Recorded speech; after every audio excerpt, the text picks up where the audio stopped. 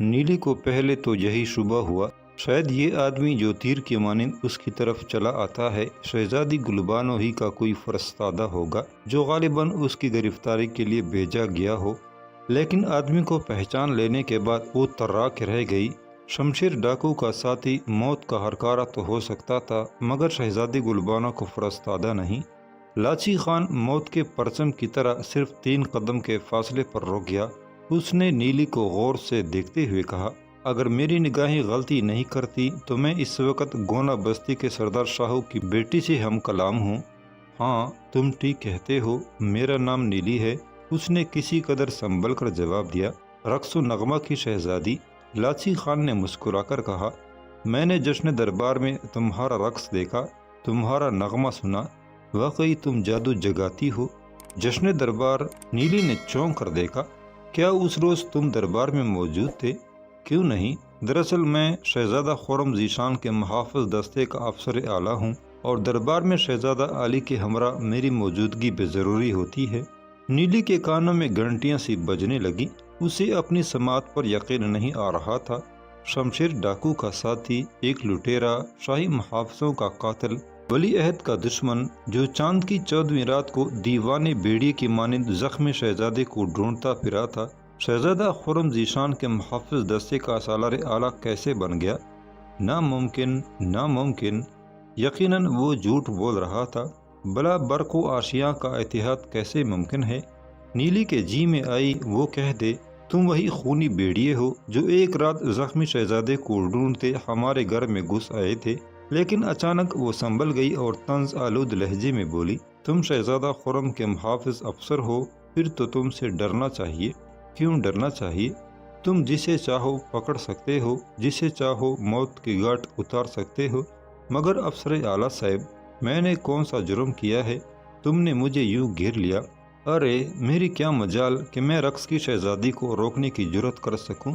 میں تو صرف یہ معلوم کرنا چاہتا ہوں، شاہی محل سے آ رہی ہو، تمہیں کس نے بلایا تھا، ملکہ جہاں، شہزادہ خرم یا شہزادی گلبانو نے؟ فرط تحیر سے نیلی اچھل کر ایک قدم پیچھے ہٹ گئی۔ تمہیں کس نے بتایا مجھے شاہی محل میں بلایا گیا تھا؟ لاچی خان پرسکون لہجے میں گویا ہوا، شہزادہ خرم کے محافظ افسر کی اطلاع غلط نہیں ہو سکتی۔ بس مذاق ختم ہو چکا، نیلی جھنجھلا کر بولی، تم اتنی دیر سے لاف گزاف ہانک رہے ہو، مگر ان باتوں سے کیا حاصل؟ اسی لمحے سرائے شہریار کا جگ کی منتظم داراب بھی ادھر سے نکلا۔ اس نے لاچی خان کو دیکھتے ہی ادب سے سلام کیا اور بولا، کیا آپ کی روانگی کا انتظام کیا جائے جناب؟ نہیں داراب، فی الحال میری روانگی ملتوی ہو چکی ہے، لیکن تم ایک اور خدمت ادا کر سکتے ہو۔ بڑے شوق سے جناب، فرمائیے کیا حکم ہے؟ ذرا سردار شاہو کی بیٹی کو اتنا بتا دو میں کون ہوں۔ ارے رے رے، جکی منتظم نیلی کی طرف دیکھ کر بولا، کیا واقعی تم نہیں جانتی انہیں؟ وہی سردار لاچی خان ہمارے شہزادہ علی کے محافظ دستے کا سالار ہیں اور ان کی عزیز ترین دوست ہیں۔ جس روز ولی عہد پہاڑی قلعے سے واپس آئے اس دن سردار لاچی خان ہی تو شہزادہ کے خاص علمبردار تھے۔ ایسا عظیم الشان، ایسا فقید المثال استقبال ہوا تھا کہ بس کیا عرض کروں۔ کیوں جناب، میں نے کچھ غلط تو نہیں کہا؟ یہ کہہ کر منتظم لاچی خان کی طرف گھوم گیا اور اس نے جواب دیا، تم ٹھیک کہتے ہو داراب، صفدر نگر کی تاریخ میں ولی عہد کے استقبال کی نظیر نہیں ملتی۔ بس کیا عرض کروں جناب، اس روز آپ کی شان بھی دیکھنے والی تھی۔ پھر منتظم داراب لجاجت آمیز انداز میں کہنے لگا، قدرت نے آپ کو عزت بخشی ہے، آپ شہزادہ علی کی یار غار بھی ہیں، کسی روز ان سے سفارش کر کے مجھے بھی ترقی دلا دیجیے۔ میں جانتا ہوں سرکار آپ کی بات نہیں ٹال سکتے، زندگی بھر آپ کا غلام رہوں گا جناب، سفارش کا موقع تو آنے دو داراب، میں سلطنت کے وفاداروں کو کبھی نہیں بھولتا۔ ولی عہد کے جشن تاجپوشی پر تمہیں ترقی مل جائے گی۔ شکریہ جناب عالی، 100,000 بار شکریہ۔ بس کیا عرض کروں، آپ ہمیشہ مجھے اپنا وفادار اور جاننثار پائیں گے۔ نیلی دم بخود کھڑی ان کی گفتگو سن رہی تھی، اس کے دماغ پر ہتھوڑے سے برس رہے تھے، شدت کرب سے ذہن پھٹ جانے کو تھا، سارے جسم کی شریانوں میں خون لاوی کی طرح ابلتا سرسراتا دوڑ رہا تھا، اعصاب یوں کھینچے جا رہے تھے جیسے اس کا بدن کسی شکنجے میں کس کر بتدریج چرخی گھمائی جا رہی ہو اور جوڑ جوڑ الگ کیا جا رہا ہو۔ सांगा जंगल के बदनाम डाकू, शमशेर का साथी, कानून का मुजरिम, हुकूमत का दुश्मन, शाही मुहाफ़िज़ों का कातिल और शहजादा खुर्रम का मुहाफ़िज़ अफसर ही नहीं बल्कि वली अहद का लंबरदार और यार गार भी। अल अजब लिल अजब, न जाने ये लोग कौन से शहजादे और किस वली अहद के इस्तिकबाल की कहानी दोहरा रहे थे। अचानक नीली को याद आया, शाह महल में दिलाराम ने भी तो यही कहकर उसकी बात तस्लीम करने से इनकार कर दिया था कि उसने ख्वाब में शहजादा खुर्रम की तीमारदारी की होगी, ख्वाब में उसकी मोहब्बत का पैमान बांधा होगा, वरना शहजादा तो जश्न दरबार से 4 दिन पहले ही सफदर नगर में आ गया और उसका अजीमुशान इस्तिकबाल हुआ था।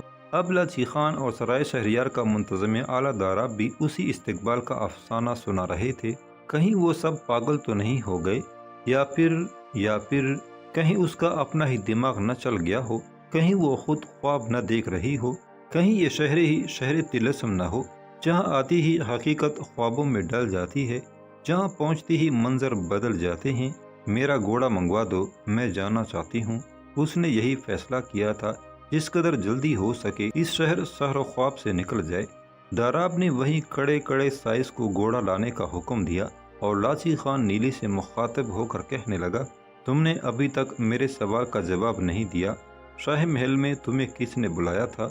मेरी तकदीर ने। ये कहकर नीली खामोश हो गई और लाची खान उसके हैरत बकनार चेहरे को देखने लगा, जिस पर कई कहानियाँ, कई हिकायतें आपस में गड़बड़ हो रही थी। वो कोई अंदाज़ा न लगा सका कि इस वक्त उसके दिल पर क्या बीत रही है। इतनी देर में साइस घोड़ा लेकर आ पहुंचा। नीली ने लगाम थाम ली और सवार होने की तैयारी करने लगी। दाराब साइस के साथ गालिबन अस्तबल में चला गया था। जब नीली ने रकाब में पांव रखा, लाची खान ने कहा, नीली, मुझे अफसोस है, जब तुम शाही महल में पहुंची मैं वहां मौजूद न था, वरना मेज़बानी का फ़र्ज ज़रूर अदा करता। तुमने ये भी नहीं बताया शाही महल में तुम्हें किसने बुलाया था। शायद तुम नाराज़ हो, लेकिन कोई बात नहीं, मैं दिलाराम से पूछ लूँगा। नीली एक पाँव ज़मीन पर टिकाए और दूसरा रकाब में उड़े लाची खान की गुफ्तगू सुन रही थी। उसकी आंखों में हैरत और इस्तेजाब की बिजलियां सी खोंद रही थी। अचानक लाची खान बोला, अगर बुरा न मानो तो मैं तुम्हें सवार होने में मदद दूं। नहीं शुक्रिया। ये कहकर नीली ने दोनों हाथों से घोड़े की जीन थाम ली और उचक कर सवार हो गई। उसी मुख्तसर से लम्हे में जो पलक चपकने के अंदर गुजर जाता है, लाची खान की नज़र उसके दाएं हाथ पर पड़ी, जिसकी तीसरी उंगली में नवरोज खानदान की शाही यादगार, वली अहद सल्तनत की तकदीर और किसी लाल शब चिराग की मानिंद चमक दमक रही थी। सूरज की रोशनी में नायाब तारीखी हीरा शुआएं बिखेर रहा था। नीली ने उसी हाथ से घोड़े की लगाम थाम ली थी। लाची खान किसी सहरज़दा इंसान की तरह गुमसुम दम बखुद महर बलब कड़ा नीली के खूबसूरत हाथ में जिया पाशियां करती अंगूठी को देख रहा था। होशियार नजरों ने उस गोहरे नायाब, उस तकदीर गुमगुश्ता को पहचानने में कोई गलती नहीं की थी। दूसरे ही लम्हे उसकी नजरें नीली के चेहरे पर दौड़ गईं और वो मुस्तरब लहजे में बोला, रुक जाओ, सिर्फ एक पल के लिए रुक जाओ। नीली जो घोड़े को एड़ लगाने वाली थी, लाची खान की अचानक बदली हुई सूरत देखकर हैरान रह गई। उसने घोड़े की लगाम खींच ली और लाची खान की तरफ देखकर बोली, क्या बात है, तुम अचानक परेशान क्यों हो गए? मैं तुम्हारे हाथ को बोसा देना चाहता हूँ, अपनी अकीदत का नजराना पेश करने का तलबगार हूँ। मुझे उम्मीद है रवानगी से कबल तुम मेरी यह हकीर सी तमन्ना ज़रूर पूरी कर दोगी। नीली ने सोचे समझे बगैर अपना दायां हाथ उसकी तरफ बढ़ा दिया। लाची खान ने दोनों हाथों से उसका खूबसूरत हाथ बड़ी अकीदत से थाम लिया, फिर बोसा देने के बहाने अपना मुंह करीब लाया और उसने बड़े करीब से बड़े गौर से शाही अंगूठी को देखा। वली अहद की मोहर ख़ास के मुतालिक वो जितनी मालूमात फराहम कर चुका था, सब की सब उसमें मौजूद थी। 100% वो शाही अंगूठी थी, वली अहद की तकदीर जो गोनो बस्ती के हसीन रकासा के हाथ में चमक रही थी। लाची खान ने बड़ी अकीदत से उसके हाथ पर बोसा दिया, फिर ज़रा बुलंद आवाज़ में बोला, इस अंगूठी का हीरा तो बड़ा कीमती मालूम होता है, क्या चुराने का इरादा है? नीली ने तंज का निश्तर चलाकर हाथ खींच लिया और लाची खान घबरा कर बोला, मैंने सिर्फ तारीफ की है, इस किस्म का कीमती हीरा मैंने पहले कभी नहीं देखा। ऐसी अंगूठियां तो बादशाह, शहजादे और शहजादियां पहनती हैं, मुझे शहजादी ही समझो। फिर उसने मुस्कुराकर लाची खान की तरफ देखा और चुपते हुए लहजे में कहने लगी, लाची खान, تم اپنے آپ کو شہزادہ خرم کا محافظ افسر اور یار غار بیان کرتے ہو، مگر اتنا نہیں جانتے یہ انگوٹھی ولی عہد کی ہے۔ لاچی خان پر تحیر کی بجلی گری، سوچ رہا تھا شاید نیلی شاہی انگوٹھی کی اصلیت سے ناواقف ہوگی، مگر نیلی نے انکشافی حقیقت کر کے اسے تصور حیرت بنا دیا تھا۔ مگر یہ انگوٹھی تمہارے پاس کیسے آ گئی؟ اگر تم واقعی شہزادہ کے دوست ہوتے تو سب کچھ جان لیتے، سب کچھ سمجھ جاتے، لیکن تم وہ نہیں جو ظاہر کرتے ہو۔ قاتل کبھی مقتول کا دوست نہیں ہو سکتا۔ یہ کہہ کر نیلی نے گھوڑے کو ایڑ لگائی اور آندھی کے جھونکے کی طرح سرائے سے نکل گئی۔ لاچی خان کی آنکھیں فرط تحیر سے پٹی کی پٹی رہ گئی۔ نیلی جاتے جاتے جو خنجر پھینک گئی وہ قبضہ تک اس کے سینے میں اتر گیا تھا، اور وہ حیرت و استعجاب سے اس قدر بدحواس ہو گیا تھا کہ پتھر کے بت کی طرح ساکت و جامد کڑا دیکھتا ہی رہ گیا۔ نیلی نے جو نشتر چلایا اس سے لاچی خان جیسا ہوشیار اور مکار بیڑیا بھی لرز اٹھا۔ یہ بات تو بالکل واضح تھی، نیلی نے اسے شہزادہ خرم کے محافظ یا دوست کی حیثیت سے تسلیم ہی نہ کیا تھا، مگر یہ معامہ پھر بھی نہ کھل سکا۔ شاہی انگوٹھی اس کے پاس کیسے پہنچی؟ اگرچہ اس انکشاف نے لاچی خان پر خوف طاری کر دیا تھا کہ وہ اس کی اصلیت کے کسی پہلو سے واقف ہے اور اسے شہزادہ خرم کا دوست نہیں دشمن سمجھتی ہے، لیکن اس کے ساتھ ہی نیلی کے آخری فکرے نے اسے قدر مطمئن بھی کر دیا تھا کہ قاتل کبھی مقتول کا دوست نہیں ہو سکتا۔ اس کا مطلب یہ ہے شہزادہ خرم مر چکا اور نیلی لاچی خان ہی کو اس کا قاتل سمجھتی ہے۔ ہو سکتا ہے چاند کی 14ویں رات کو جب خرم ان کے گھیرے سے زخمی ہو کر نکل بھاگا تو گونا بستی میں داخل ہونے کے بجائے ساحل دریا پر کہیں چھپ گیا ہو، خون بکثرت بہہ نکلنے کے باعث وہی مر گیا ہو اور دوسرے روز نیلی نے اس کی لاش دیکھی ہو۔ یہ بھی امکان تھا خرم نے مرنے سے پیشتر کسی کو اپنی اصلیت سے آگاہ کر دیا اور اس طرح شاہی انگوٹھی اس کے ہاتھ سے نکل کر نیلی کے ہاتھ میں پہنچ گئی ہو۔ بہرحال نیلی نے لاچی خان کو قاتل اور شہزادہ خرم کو مقتول قرار دے کر اسے نئی الجھنوں نئی پریشانیوں میں مبتلا کر دیا تھا۔ اگر وہ جانتی ہے شہزادہ خرم جاں بحق ہو چکا ہے تو لازمی طور پر شمشیر کی اصلیت سے بھی بے خبر نہ ہوگی، اور یہی وہ خنجر تھا جس کی نوک اس کے دل میں کوب کے رہ گئی تھی۔ شمشیر کے پیغام نے بھی جو تھوڑی دیر پہلے موصول ہوا اسے حیران کر دیا تھا۔ اسے یہ خوشخبری ملی تھی شاہی انگوٹھی کا سراغ لگا لیا گیا ہے۔ آج ہی گونا بستی کی حسین رقاصہ نیلی شاہی محل میں طلب کی گئی تھی اور اس کی طلبی کے بعد ہی شمشیر کا پیغام ملا تھا کہ انگوٹھی کا سراغ مل گیا ہے۔ لاچی خان سوچ رہا تھا کیا نیلی کو شمشیر ہی نے طلب کیا تھا؟ کیا اس نے بھی انگوٹھی دیکھ لی اور نیلی سے اس کے بارے میں گفتگو کی ہے؟ کیا وہ خرم کی لاش دیکھ چکی ہے تو شمشیر کو دیکھ کر کیا سمجھی ہوگی اور اس نے کس قسم کے رد عمل کا اظہار کیا ہوگا؟ لاچی خان مختلف واقعات کی کڑیاں ملانے اور کوئی نتیجہ اخذ کرنے کی کوشش کر رہا تھا، لیکن جوں جوں سوچتا معاملات میں نئی گرہیں نئی الجھنیں پیدا ہوتی چلی گئیں، وہ کسی مثبت نتیجے پر نہ پہنچ سکا۔ اب ایک ہی راستہ ایک ہی چارہ باقی تھا، لاچی خان شمشیر کے حکم و ہدایت کو بالا طاق رکھ کر ایک بار پھر شاہی محل کا رخ کرے اور خود شمشیر سے مل کر حقیقت معلوم کرے۔ یہی سوچ کر وہ بجلی ایسی صورت کے ساتھ استبل کی طرف لپکا جہاں اس کا گھوڑا بندھا تھا۔ جب اس نے داراب کو حکم دیا اس کے گھوڑے پر کاٹی ڈالی جائے تو منتظم یہی سمجھا شاید وہ اپنے سفر پر روانہ ہو رہا ہے۔ اس نے پوچھا جناب واپسی کب ہوگی؟ لاچی خان جواب دیے بغیر گھوڑے کی طرف بڑھ گیا، بگولی کی طرح اڑتا ہوا گھوڑے کے قریب پہنچا، اچل کر سوار ہوا، پھر اس کا گھوڑا اسی راستے پر ہوا ہو گیا جو سرائے شہریار سے ہی محلات کی طرف جاتا تھا۔ سرائے کا جکی منتظم داراب گیٹ پر حیرت و استعجاب کے عالم میں کڑا لاچی خان کو شہر کی طرف جاتے دیکھ رہا تھا۔ سواروں نے جن کی کمان شمشیر بن نفس نفیس کر رہا تھا گونا بستی کو چاروں طرف سے گھیر لیا۔ یہ فوجی کارروائی لاچی خان کے مشورے پر فوری اور اچانک عمل میں آئی تھی۔ لاچی خان کے علاوہ تیمور اور شمشیر کے وہ 50 ساتھی بھی جنہوں نے ولی عہد کے محافظ دستے کا روپ دھار لیا تھا اس کی رکاب میں تھے۔ شمشیر چونکہ ایک راز کا کھوج لگانے نکلا تھا جو نوکے خنجر کی طرح اس کے دل میں کھپ کے رہ گیا، اس لیے اپنے دستے خاص کے علاوہ شاہی فوج کے کسی سوار افسر کو ہمراہ لینا مناسب نہ سمجھا تھا۔ دودھ کا جلا چاچ کو بھی پھونک اور پیتا ہے، اس سلسلہ میں یہ اندیشہ بھی مد نظر تھا اگر اس نے سپہ سالار رستم خان کی اجازت اور اطلاع کے بغیر شاہی سواروں کو ساتھ لے لیا تو ممکن ہے کوئی جھگڑا نکل آئے۔